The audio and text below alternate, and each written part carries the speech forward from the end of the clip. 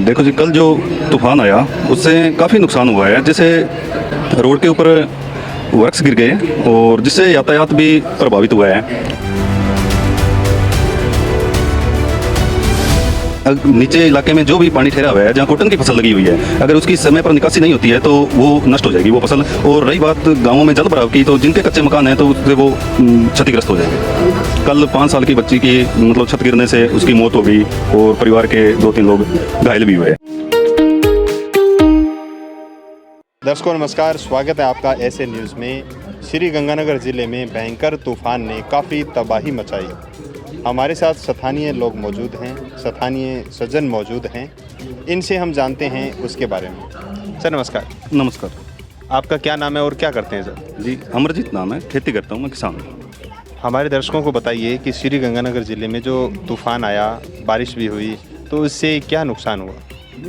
देखो जी, कल जो तूफ़ान आया उससे काफ़ी नुकसान हुआ है। जैसे रोड के ऊपर वृक्ष गिर गए और जिससे यातायात भी प्रभावित हुआ है और बिजली की जो लाइनें थी उनके पोल टूट गए हैं। तो 20-22 घंटे से ग्रामीण इलाकों में अभी भी बिजली आपूर्ति है वो पूरी तरह से बाधित है।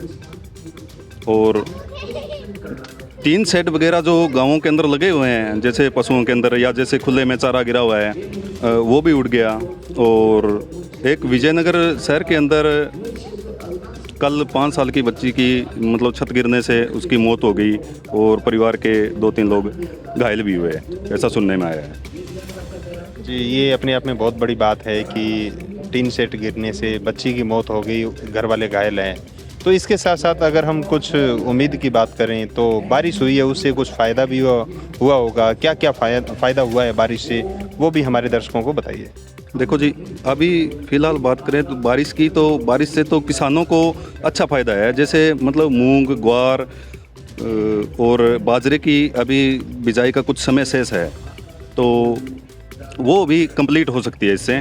और जो भी किसानों के खेतों के अंदर डैम बने हुए हैं, जैसे सिंचाई पानी नहर का आएगा, जैसे कुछ लोगों के ये बारिश का पानी भी स्टोर उसमें हो सकता है, ठीक है। तो उन लोगों को, किसानों को अच्छा फ़ायदा है इससे जी। ठीक है, तो कुछ ये भी सुनने को मिला है कि कुछ जो घर नीचे थे या नीचे खेत थे उनमें पानी ज़्यादा ठहर गया, तो उसका क्या उपाय है जिनमें पानी ठहर गया है खेतों में?